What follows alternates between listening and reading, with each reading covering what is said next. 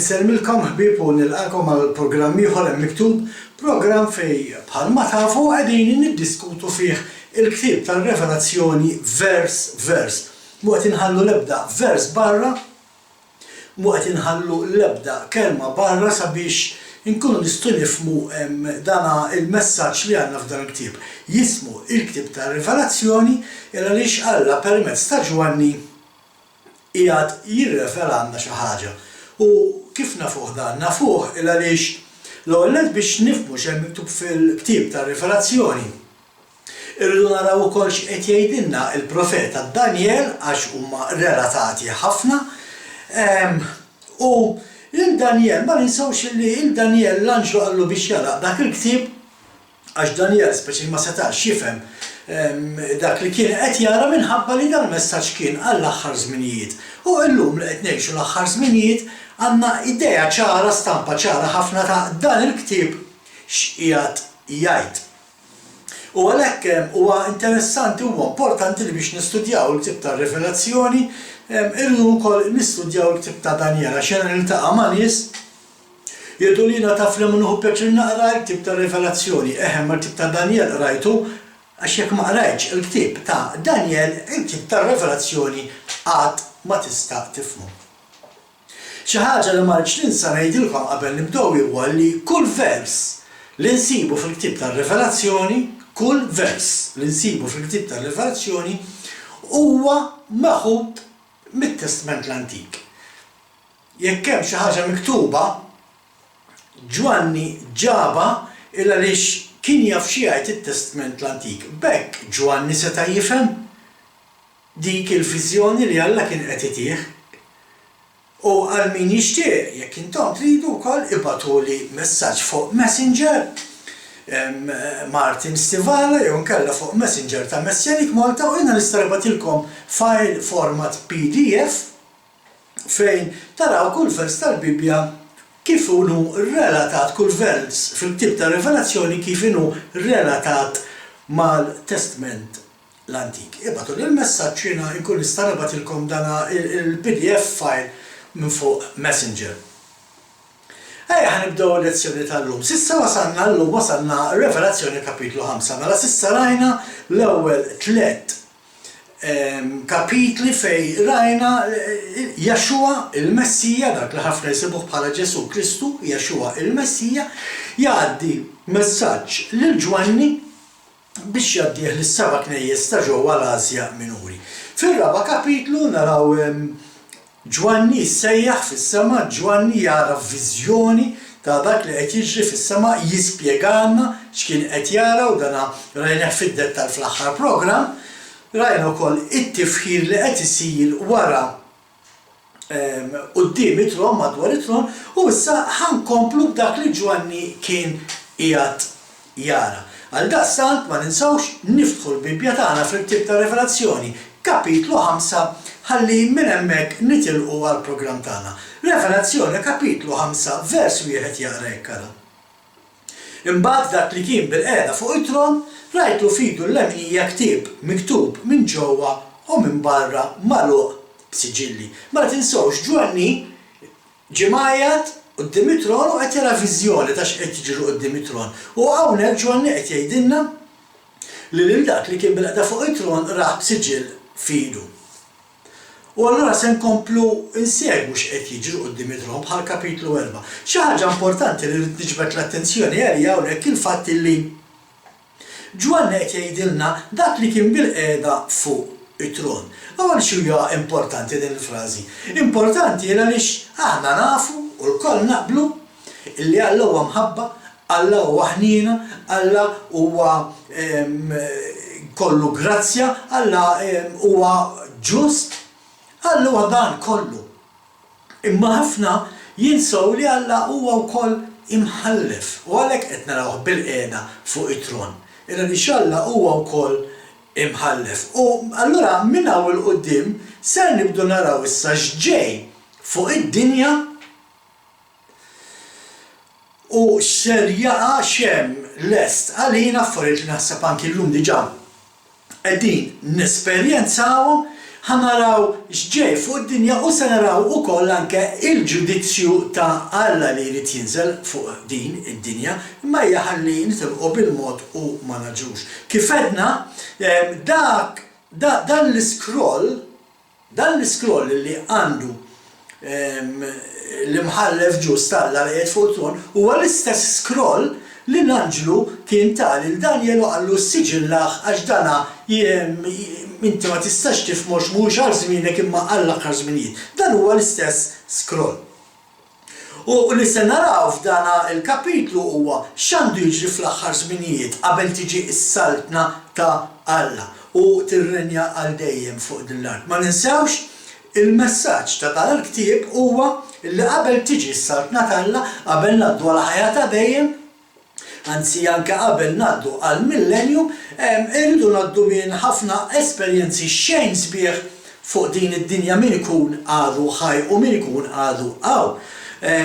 Se taqa' il-kollha tal-Alla se jaqa' ġudizzju fuq id-dinja qabel ngħaddu għal l-1000 sena ta' tmexxija minn Jexua l-Messija u mbagħad ngħaddu wara għall-ġudizzju. Biex naslu sem għandna ħafna affarijiet illi rridu nistudjaw.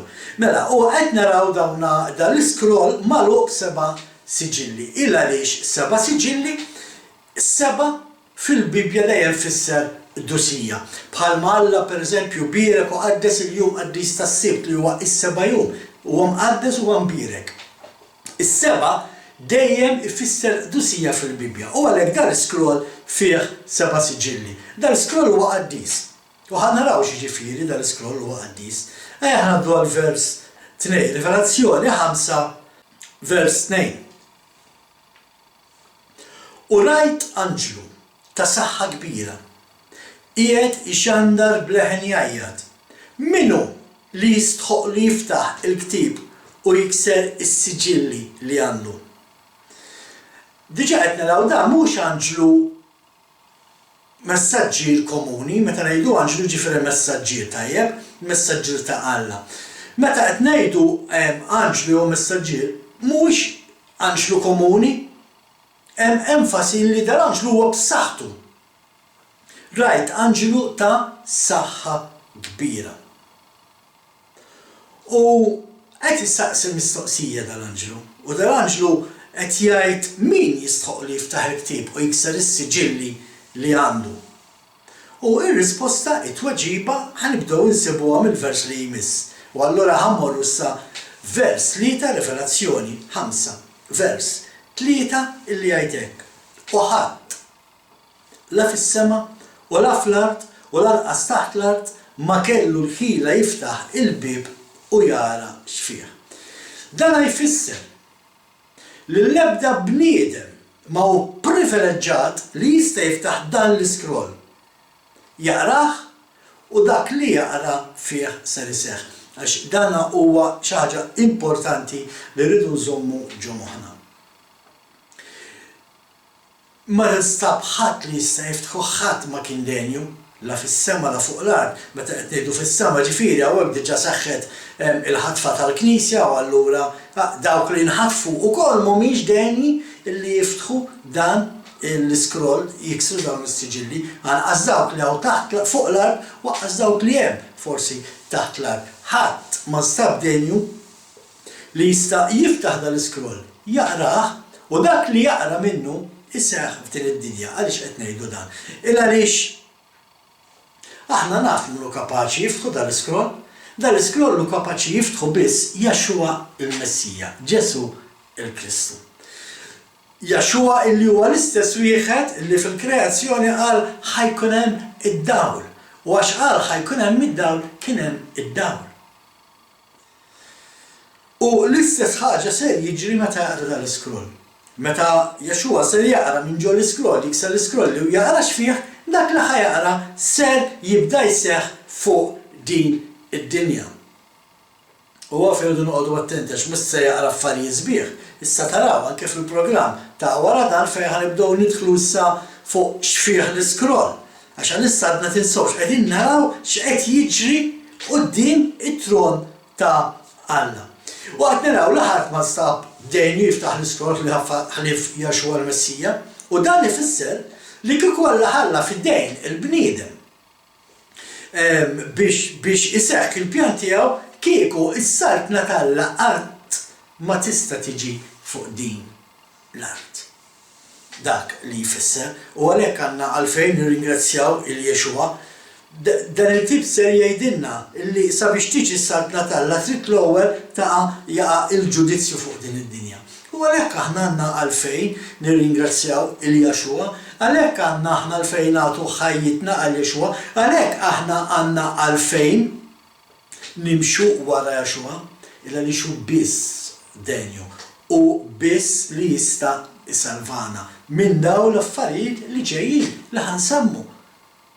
Ejja ħalli nkomplu nistudjaw u naraw. Mela s'issa qed naraw li ħlief Jexua ħadd ma kien hemm denju biex jiftaħ dan l-iskroll dawn is-siġilli. Imma Ġwanni għadu ma jafx. Ġwanni s'issa ra illi l-anġlu saqsa għal isma' min jista' jiftaħ daw l-iskroll, min jista' jkser l-siġilli. U Ġwanni ra li ma kien hemm ħadd. Ara xejdilna vers 4, Revelazzjoni 5 vers 4. U jien infexxejt f'bikja kbira għax ma nstab ħadd li kien jistħoqlu jiftaħ il-ktieb u jara x'fih. Ħadd għaż dawk maħtufa. Tinsewx illi aħna kollha salvati bil-grazzja mhux għax aħna tajbin. Ħadd mu tajjeb tajt il-kelma, l-Apostlu Pawlu jgħidilna li kollha dnibna quddiem Alla, ma ħadd li twieled fid-dinja u minnu jemini ma l-ebda persuna li twildet fid-dinja li ma kellux ġnub. Kulħadd kellu bżonn salvatur, li għandek bżonn salvatur, sinjal li inti ma tistax issalva u allura għandek bżonn xi ħadd isalvak. Dak ix-xi ħadd huwa ħadd ħlief Jexua il-Messija. Fil-fatt araw xejdilna Revelazzjoni vers 5, kapitlu 5, vers 5. Imbagħad wieħed mixjuħ qalli, dik bixejn. Ara li l-jun ta' tribu ta' Ġuda, ir-rimja ta' David, ħareġ rebbieħ u se jiftaħ il-ktieb u s-seba' siġilli li għandu. Mela allura issa Ġwanni jaf li Jexua huwa denju biex jiftaħ dan il-ktieb, dan l-iskroll. Jexua huwa denju biex jikser daw is-seba' siġilli. Il għaliex Jexua huwa l-iljun ta' tribu ta' Ġuda dak li meta ġielu għal darba ġie bħala ħaruf. Imma issa meta ser jerġa' jiġi minn hawn ftit żmien ieħor ser jiġi bħala l-iljun ta' tribu ta' Ġuda. U Ġwanni da kien jafu wkoll illi Jexua ġej mill-familja ta' David, mir-rimja ta' David. U li da ħareġ rebbieħ. Ħareġ rebbieħ x'jiġifieri? Ħareġ rebbieħ fuq id-dnub. Huwa l-uniku bniedem Jexua l-Messija u l-uniku bniedem li qatt ma għamel dnub f'ħajtu u għalhekk huwa rebbieħ. U għalhekk huwa d-denju li jiftaħ dan il-ktieb u s-seba' siġilli li għandu. Vers 6, Rivelazzjoni, kapitlu 5, vers 6. Imbagħad bejn it-tron u l-erba' ħlejja ħajji u f'nofs ix-xjuħ rajt li kien hemm ħaruf. Wieqaf bħal meta maqtul b'7 teqrun u 7 għajnejn li huma s-7 spirti tal-Alla mibutin fuq l-art kollha. Mela, x'qed naraw f'dan il-vers? L-ewwel ma qed naraw huwa ħaruf. U dan il-ħaruf huwa ħadd ħlief Jexua il-Messija li permezz tiegħu irċevejna s-salvazzjoni. Huwa s-Salvatur. Meta naraw ħaruf quddiem it-tron fis-sema dana dejjem jissimbolizza il-fidwa, is-salvazzjoni. Dak il-ħaruf li ġie maqtul biex seta jiftaħ it-triq għas-salvazzjoni tagħna. U dak irridu nġibu quddiem għajnejna meta nisimgħu bil-kelma ħaruf f'dan il-ktieb. U importanti li dan il-ħaruf mhuwiex ħaruf komuni nafu. Dan huwa il-ħaruf li ċarċar demmu li permezz tad-demm tiegħu aħna irċevejna il-fidwa. Qed nagħmel enfasi fuqha dan li x'jekk ma nifhmux dal-affarijiet ma nistgħux nifhmu Ġwanni x'qiegħed jgħid. qed jara tron, qed jara l-ħaruf li ċarċar demmu għalina u hu biss huwa denju illi jiftaħ dan l-iskroll. Imma li qed naraw allura issa huwa li is-salbna tal-Alla u l-fidwa huma relatati. Inti jekk m'intix mifdi ma tistax tgħaddi għas-salbna tal-Alla, jekk inti ma temminx f'Jaxua il-Messija, jekk inti ma temminx f'dak li ħafna jisibuh bħala Ġesu il-Kristu, inti qatt ma tista' tgħaddi għal ħajja ta' dejjem. U s-salvazzjoni u l-fidwa tagħna u meta ngħid temmen f'Jaxua l-Messija ma jfissirx li ma xtajt li int Kristjan inti salvata. Il-fatt li inti Kristjan issa tittimxi wara Jaxua, tittimxi wara il-kmandamenti li tagħna, tittimxi bħalma mexaw, tissottometti ruħek taħtu, titċedi, tneħħi dak kollu li huwa inti ħalli ġo fik ikun jista' jikber u bħalma għal Ġwanni. Irdu niċkienu biex hu jikber, biex hu verament ikun is-sit tas-sidien, ir-re tar-rejiet. Ma ninsawx li l-kelma ssejħilna rejiet. U r-re tar-rejiet. Ma ninsawx li aħna msejħa wkoll ħaniltaqgħu magħha żgur f'dina il-lezzjoni, aħna msejħa wkoll qassisin. U hu l-qassis il-kbir, wara jħnidu nimxu. U ħanaraw x'kien xogħol l-qassis il-kbir, ħanaraw x'inhu xogħolhom il-qassisin relatati ma' dak li illum stess anke illum qiegħed bħalissa għaddej fis-sema quddiem it-tron ta' Alla. Imma qed naraw illi jekk tindem illum u tibda millum allura tesperjenza s-salbna. Jekk inti llum ta' ħajtek lil mulej, jekk inti llum tażel li timxi wara Jaxua, mill-lum inti ħatibda tesperjenza s-salbna ta' Alla. Ma jfissirx li ħatgħix fis-sema. Jaxua stess għalinna l-kemm intom qegħdin fuq dil-art, aħna maħniex ta' din is-salbna, aħna maħniex ta' din l-art, aħna tas-salbna tas-sema. Imma biex tkun parti mis-salbna tas-sema trid timxi wara Jaxua, tagħti ħajtek lil Jaxua il-Messija, Ġesu il-Kristu. U fil-fatt dan huwa diskors Kristu stess, mhux xi ħaġa li qed nivvintaw aħna. Jaxua stess għalinna l-kemm intom ta' din l-art, imma intom minnkomx ta' din l-art għal-kemm qegħdin fuqha. Illa-lix aħna jekk verament nimxu warajh, aħna parti mis-salbna ta' Alla. U naraw f'dan il-vers ukoll li dan il-ħaruf għandu 7 teqran. 7 teqran illi huma qran ta' l-annimali, il-qrun tal-bodbod, għaliex qed ngħidu dan. Illa xem fil-Bibja nsibu żewġ tipi ta' ħanedu strumenti li nsejħulhom anke bil-ludi jsejħu xofar. Imma inti għandek ix-xofar dik it-trumbetta li hija magħmula mill-qarn tal-annimali u għandek dik it-trumbetta li hija maħduma mill-bniedem tal-fidda. It-trumbetta tal-fidda hija fil-fatt insibuha fil-ktieb tan-Numri kapitlu 10 hija dik it-trumbetta li Ġwanni sema biex seta' jitlaq quddiem it-tron fl-ispiritu tiegħu. Meta Alla sejjaħlu qallu tlaw fuq ħanurik x'għandu jiġri, kien qed jisma' dik it-trumbetta tal-fidda issejjaħlu. Jaxua għandu 7 teqran li huwa magħmul mill-bodbod. Għaliex għax dawn l-qran ifissru qawwa, ifissru saħħa. Imma mhux hekk biss. Ifissru wkoll bidla.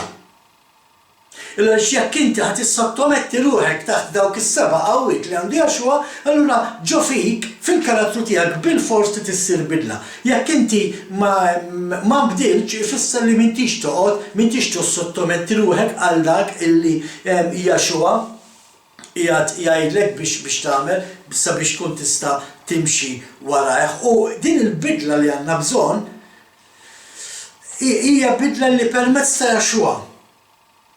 Permezz tagħha din il-bidla aħna nistgħu ngħaddu għal ħajja ta' dejjem.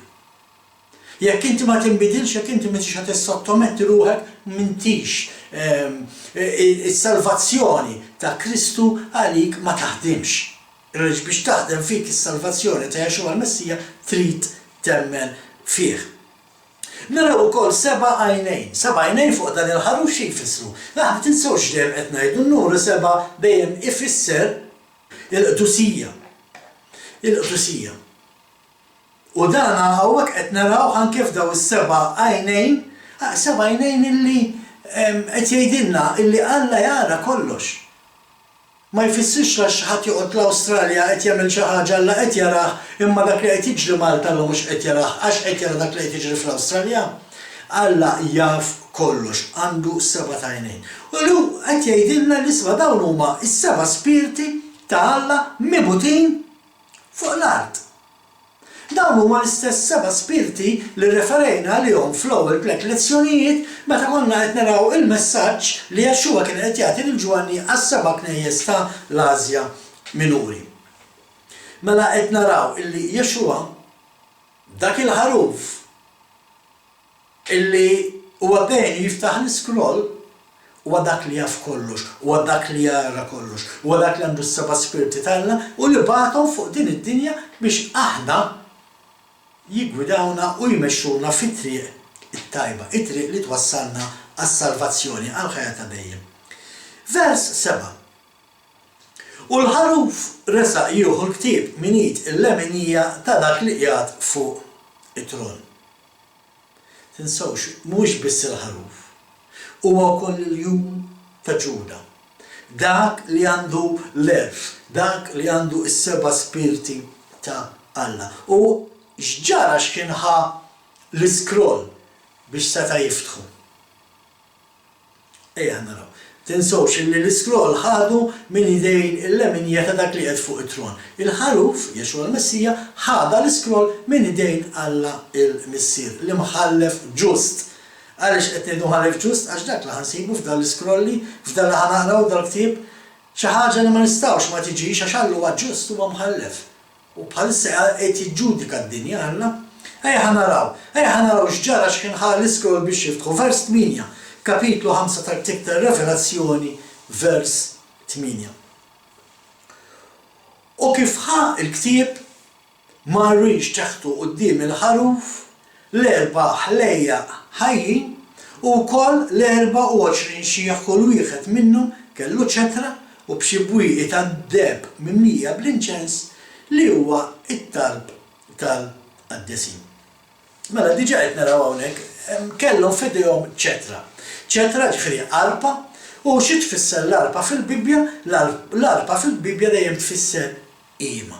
Meta David irid ifaħħar il-mulej kien jaqbad l-arpa u jkanta salmi, jkanta n-nijiet, kien ikanta kanzunetti spiritwali u bihom kien ifaħħar il-mulej.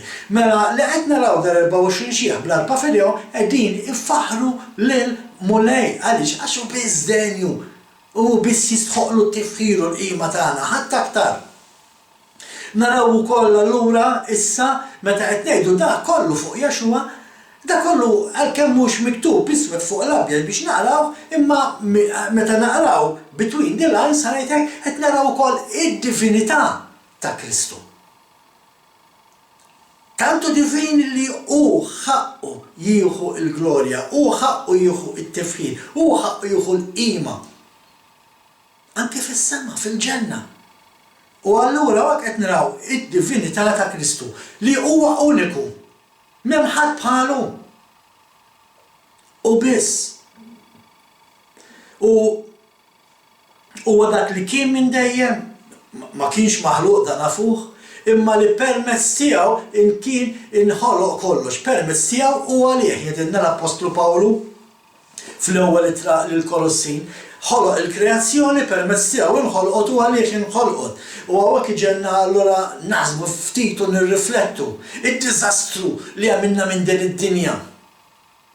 Is-sitwazzjoni ta' fiex ġibna d-dinja llum, xi ħaġa li Jaxxua għamel għalih biex jieħu pjaċir fiha u aħna kissirni lilu, għarraqni ilu, ġiddimni ilu. Imlejn ilu kollha ħażen, imlejn ilu kollha exhaust. Neħħejna dak li hu tajjeb, qed inneħħu pereżempju ħaxix li hu magħmul minn Alla biż-żerrija biex ikun jagħmel iktar ħaxix, aħna qed inneħħulu ż-żerrija u nkabru l-GMO. Imma mhux strettu fuq dan is-suġġett. Li jrid inwassalu illi anke l-Apostlu Pawlu jgħid in-nies milli Jaxxua ħoloq din id-dinja, inħolqot permezz tiegħu għax huwa l-kelma tal-Alla, inħolqot permezz tiegħu u nħolqot għalih. U aħna ħarsu madwarkom anke issa li forsi ħafna f'dal pajjiż anke mad-dinja qegħdin dejjem minn kwarantina għaliex. Ħarsu madwarkom tkunu tafu għaliex. Araw kif ġibna din id-dinja li Jaxxua ħalaq biex jieħu pjaċir fiha. Jexua dak li huwa s-sit tal-ewwel kreazzjoni, allura issa huwa wkoll ir-re tal-kreazzjoni l-ġdida. U kif sar isseħħ din il-kreazzjoni? Permezz tal-fidwa. Se jkun hemm kreazzjoni ġdida. Il-moment li aħna nilbsu dik il-libsa l-bajda, aħna ħansiru persuna ġdida. Ħajkun hemm kreazzjoni oħra li Jaxua huwa ir-re tagħha, ir-re tar-rejiet u s-sit tas-silien. U nistgħu niksbu biss din is-salvazzjoni permezz tal-fidwa tiegħu, it-triq li fetħilna hu, permezz tad-demm li ċarċar għalina. Naraw ukoll anke f'dan il-vers jitkellem fuq bwieqi tad-deb mimlija bl-inċens. U l-inċens huwa xi ħaġa li nistgħu nifhmu meta naraw x'kien jiġri fit-tempju, għal min uħobb jistudja x'kien jiġri fit-tempju ta' Alla mill-qassisin meta kienu jagħmlu ċelebrazzjonijiet speċjalment fil-festa ta' Jom Kippur, allura jista' jifhem l-użu ta' l-inċens x'inhu. Kien xi ħaġa li jiġi offrud biss mill-qassis fit-tempju fil-post qaddis f'jum partikolari, f'Jom Kippur. U kien jidħol il-qassis bl-inċens u joffri it-talb tal-poplu kollu, ta' Iżrael kollu dak iż-żmien. U f'dal każ dana id-duħħan huwa sinonimu mat-talb tal-qaddisin. U hawnhekk tidħol il-mistoqsija. Verament it-talb tagħna qiegħed jitla' quddiem Alla? Qegħdin ngħixu b'dak il-mod li Alla jisma' t-talb tagħna? Qegħdin ngħixu kif supposta biex it-talb tagħna ma jeħilx mas-saqaf. Jaqbes is-saqaf u jaqpa' tiela quddiem it-tron. Imma mhux dejjem jiġri hekk bib tiegħi. U għalhekk irridu nsaqsu lil nfusna kif qed ngħix? X'qed ngħid f'ħajti? X'qed nagħmel f'ħajti? X'inhu maħsibijiet li għaddu minn moħħi? X'għandi f'qalbi? Verament meta nitlob it-talb tiegħi jasal għand Alla jew qed nagħmel xi ħaġa li nimblukkah.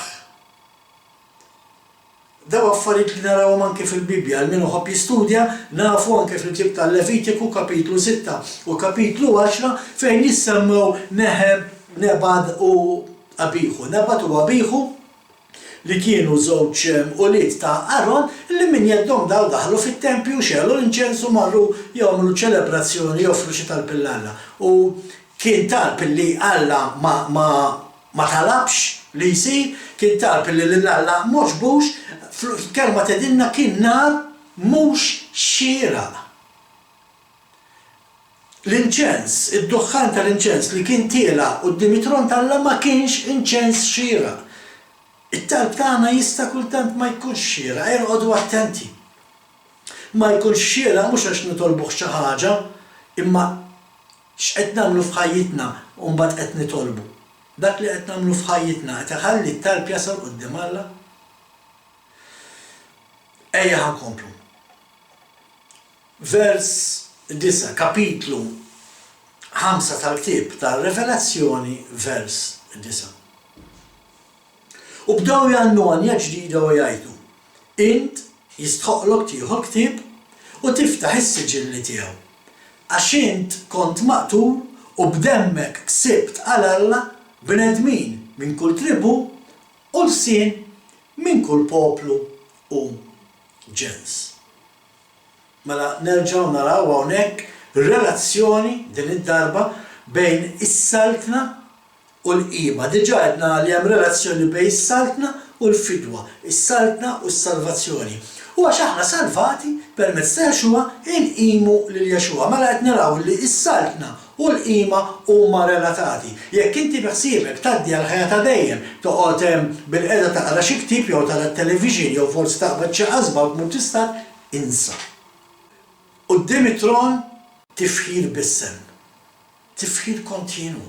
Ifaħru lil Jaxua ta' dak li jagħmel u dak li qed naraw hawnhekk, ir-relazzjoni bejn is-saltna u l-qima. U qed naraw li waqt Jaxua qed jiftaħ is-siġilli qegħdin ikantawlu għanja ġdida ta' tifħir. Għaliex? Għax hu biss denju jiftaħ dak is-siġill, ma nstab ħadd denju li jista' jiftaħ is-siġill illi kien hemm is-siġillati bih dal-iskroll. U qed naraw li huwa biss permezz tiegħu allura li nistgħu nersqu lejn Alla il-Missier. U dan qed ngħidu lil aħna nafu anke l-fass li aħna ngħixu f'pajjiż fejn twemmin huwa dak li hu, illa ħafna jmorru għand ħafna qaddisien għand ħafna nismejta jitolbuhom u imsiekel ma jafux li bniedem li miet qasbis qed jisimak. Qasbis jaf li inti qed tkellmu il-kelma tgħidilna li bniedem li miet huwa bħal bniedem li qiegħed ma jafx x'qed jiġri f'din id-dinja. Ejja ħalli inkomplu. Qed naraw allura illi qed ifaħru lil Jaxua għaliex qed ifaħru lil Jaxua. Għax jekk ma jinfetaħx dal-iskroll ma tistax tiġi s-saltna tal-Alla. Idan biex tiġi s-saltna tal-Alla irid l-ewwel isseħħ dak li hemm f'dan l-iskroll. U għalhekk qed ifaħru għax jafu li issa la jaqrah dak li ħajqra ħajseħ u wara li ħajseħ dak li ħajqra allura issa tiġi s-saltna tal-Alla fuq l-art u l-art mhux se teqpa' dik li għal ħafna raġunijiet qed ifaħruh. Għax hu denju, għax qed jipprepara triq dak li se jaqrab dak li se jseħħ sabiex tiġi s-saltna tal-Alla hemm ħafna affarijiet għalfejn għandna nfaħru il-Jaxua f'ħajjitna. Rivelazzjoni 5 vers 10 jaqra hekk araw. U għamiltom għal-Alla tagħna saltna u assisin li qed isaltnu fuq l-art. Ejja ħanaqraw il-żewġ tifruz f'daqqa biex ma nitilfux ir-rimja ta' dak li qed jingħad. Ħanibda minn vers 9 ħammorru l-versi 9 u vers 10. U bdew jgħannu għanja ġdida u jgħidu: Int jistħoqlok tieħu l-ktieb u tiftaħ is-siġilli tiegħu għax int kont maqtul u b'demmek ksibt tal-Alla bnedmin minn kull tribu u l-sin, minn kull poplu u ġens. U għamiltom vers 10, u għamiltom għal-Alla tagħna saltna u assessin li qed isaltnu fuq l-art. Ma allura nafu li versi 9 u 10 qed jitkellem fuq il-kredenti, fuq dawk li jemmnu, fuq dawk li qed jimxu wara Jaxua il-Messija. U qed naraw li Jaxua lil dawk li jemmnu lill-kredenti għamilhom saltna ta' assessin. U x'inhu xogħlu il-qassis? Xogħol il-qassis fit-tempju tal-Alla dejjem kien li jfaħħar il-Alla. Li jidħol u fil-post qaddis u jfaħħar il-Alla, anke f'isem il-poplu. Dak huwa xogħlu. Mela jekk illum aħna permezz ta' dak li jagħmel Jaxua, aħna assessin, mela allura aħna wkoll jekk aħna saċerdoti irridu ħajjitna tkun ta' qima, ħajjitna tkun ta' tifħir il-Alla, ħajjitna kontinwament. Mhux nofsija qabel il-Bible study. Jew meta mmorru ċ-ċerċ, kuljum, kontinwament ħajjitna tkun tifħir u qima lill-Alla. Għaliex għax dak huwa xogħolna bħala saċerdoti. Rivelazzjoni 5 vers 11. Imbagħad ħarist u min madwar it-tron u l-ħlejja ħajjin u x-xjuħ smajt leħen ta' ħafna anġli li lat tagħhom kien għaxriet ta' eluf u eluf ta' eluf. Mela qed naraw kotra kbira ta' anġli madwar it-tron ifaħru il-Jaxua l-Messija. Daqshekk u denju tat-tifħir Jaxua. L-anġli fis-sema eluf kbar, eluf ta' eluf, niġu miljoni qegħdin ifaħru lil-Jaxua.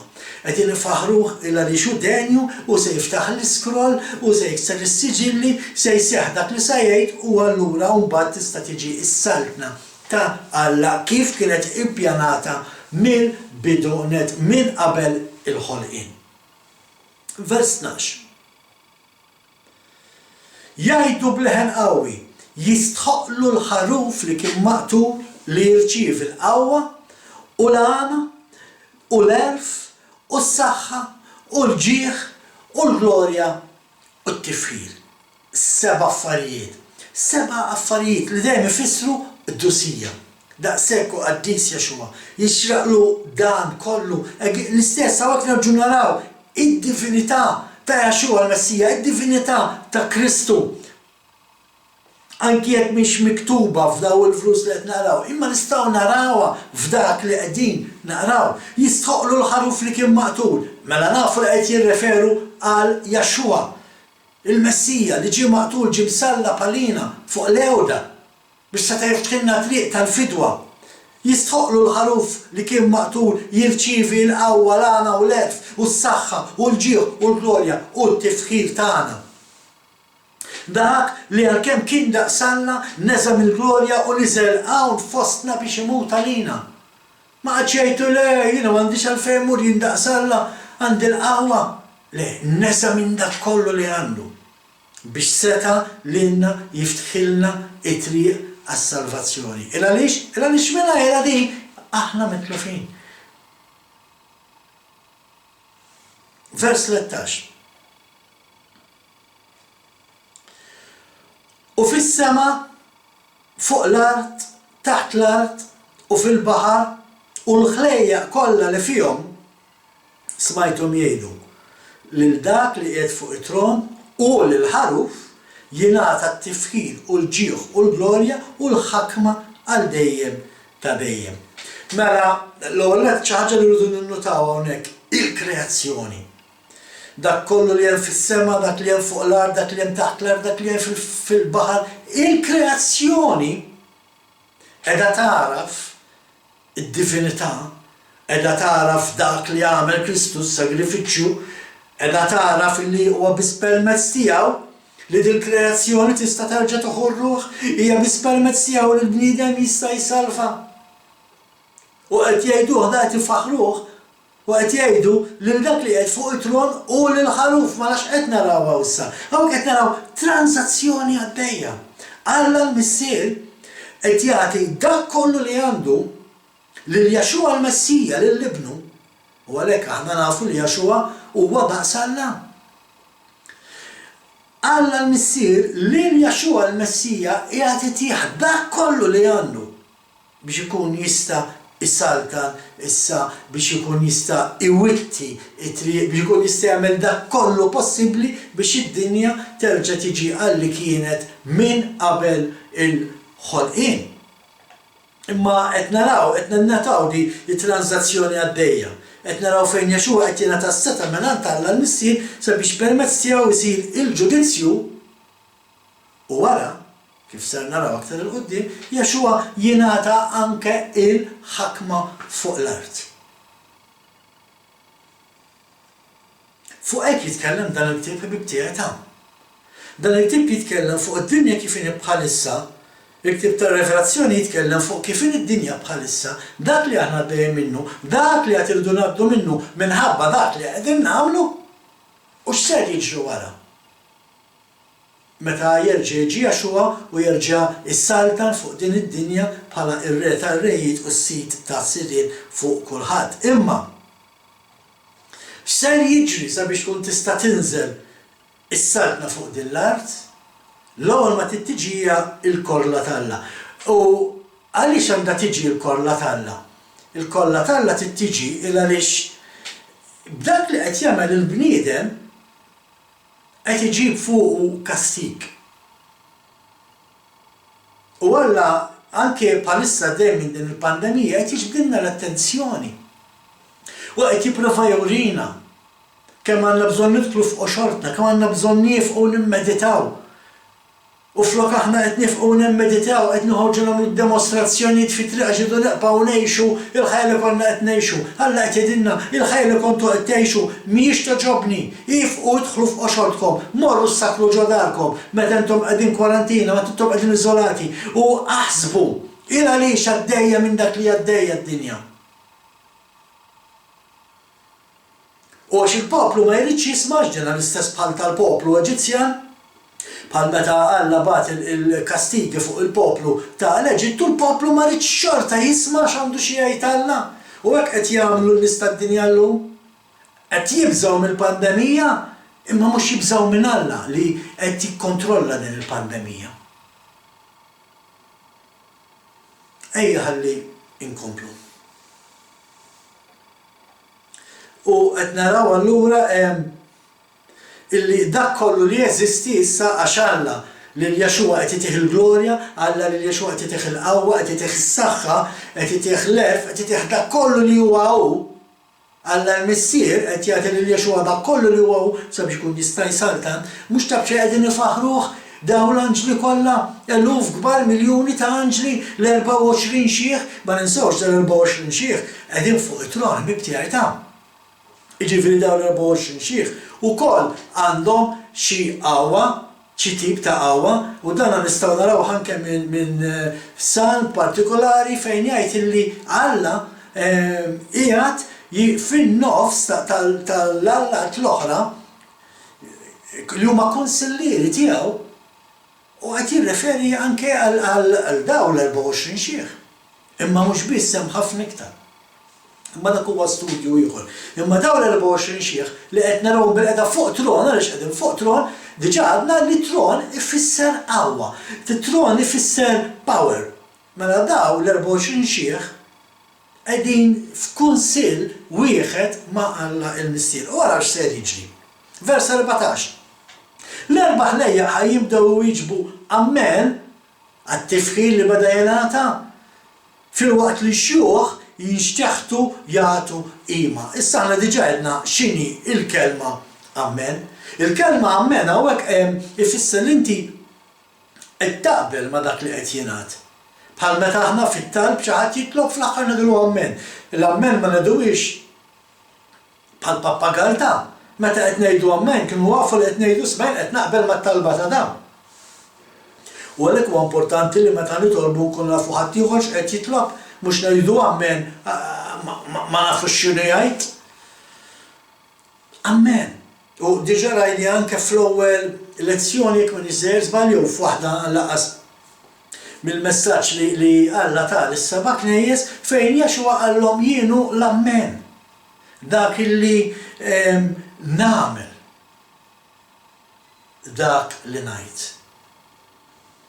U għalhekk hawnhekk l-anġli qed daw il-ħlejja ħajjin, l-erba' ħlejja ħajjin qed iwieġbu bil-kelma ammen. Għaliex għax qed jaqblu ma' dak it-tifħin. Filwaqt li x-xjuħ jinxteħtu jagħtu qima mal-art. Mela qed naraw l-ammen qedna anke fil-bidu li hija il-verità. Jienu l-verità għallhom Jexua jienu l-ammen.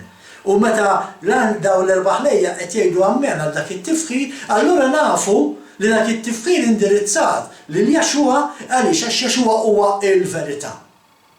Għalhekk irridu nimxu warajh biex insalvaw. Imma għedna wkoll kif il-kelma ammen tfisser li tirrispondi għal xi ħaġa. U hawnhekk qed jirrispondu għal din it-transazzjoni li Alla qed jgħaddi fuq Jexua il-Messija. Imma aħna in-nies tad-dinja kemm verament qed nirrispondu għal dak li Jexua il-Messija hu. Għax jekk inti għaddejjin minn din il-pandemija bħalissa u m'intix verament tirrifletti x'qed jiġri madwarna. Allura kemm verament qed tirrispondi għal dak li Jexua qed jgħidilna permezz anke ta' din il-pandemija. Kemm verament qed nirrispondu għal min hu Jexua. Kemm verament qed nissottomettu taħtu, kemm verament qed nobduh, kemm verament qed nimxu warajh. Kemm verament ħajjitna qed tipproġetta dak li ngħidu li aħna nemmnu. Għax ħafna jgħidu li huma Kristjani, ma meta tismagħhom jitkellmu jew tarhom kif jaġixxu, jiġik dubju. Fil-fatt jiġik dubju x'verament jemmnu. U jekk dan verament nemmnuh, jekk aħna verament nemmnu f'Jexua il-Messija, allura kemm qegħdin nissottomettu rwieħna għal ħakma ta' Jexua il-Messija. Qegħdin verament nagħtu ġieħ u glorja lil Alla bil-mod li bih aħna qegħdin ngħixu. L-istess bħalma rajna għalhekk qedtilkom dan 24 xieħ bil-qiegħda fuq tron huma parti mill-kunsill kunsillieri ta' Alla illi Alla jiddiskuti magħhom. Imma x'qed narawhom issa daw ma qagħdux jgħidu da daqsna. Jew da laħaq ukoll issa le daw niżlu wiċċhom mal-art jagħtu qima lil Jexua il-Messija.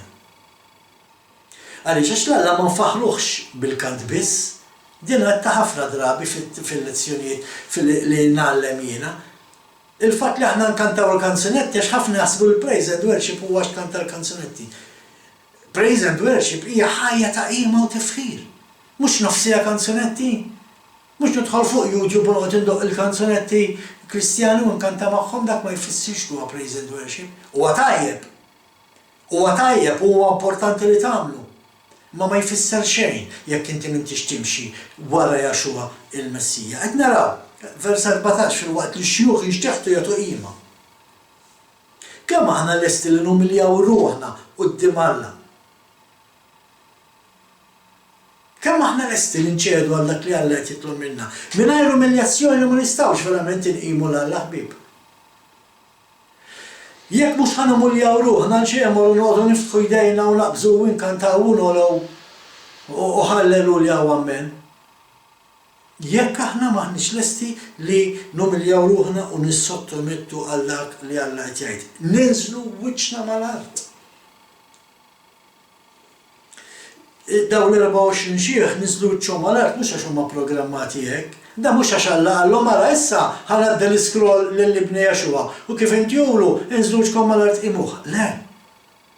Imma għax jafu minnu Jaxua l-Messija, għax jafu x'għamel għalina. Għalhekk nislu jadoraw, għalhekk niżlu imuh. Inti taf minnu Jaxua l-Messija. Inti taf x'għamel Jaxua l-Messija lik. Lest il tissottometti ruħek taħtu. Għax jekk le, m'intix ser tkun parti mis-saltna tal-ħajja ta' bejjem, mis-saltna tas-sema. U da se naraw issa lura fil-programmi li ġejjin. Fil-programmi li ġejjin ħanibdu naraw issa x'fihom daw is-siġilli, x'ser jiġri u oqgħodu attenti ħbib tiegħi, xi ħaġa li nkun nixtieq ngħidilkom imma forsi toħroġli minn moħħi. Provaw għall-mument meta qed tisimgħu t-tagħlim, insaw dak li tafu. Għaliex jekk inti m'intix ħadd tisma' dak li taf, qatt ma tkun kapaċi taċċetta dak li qed tisma'. U dak li diġà taf ma jfissirx li huwa l-verità. Fuq dan iktib biss, fuq dan iktib biss. Ħafna verżjonijiet differenti. U aħna u nitkellmu fuq dak li ħajjiġri ħansemmuhom dal-affarijiet. X'tallimna, x'nafu, imma x'verament qed tgħid il-kelma tal-Alla. U jekk inti ħateqpa' sabbat saqajk u twebbes rasek u temmen dak li tallimt u bik ma talmulek, jekk inti ħateqpa' temmen dak qatt ma tista' tasal biex taċċetta dik li Alla qiegħed jgħid f'dan il-ktieb.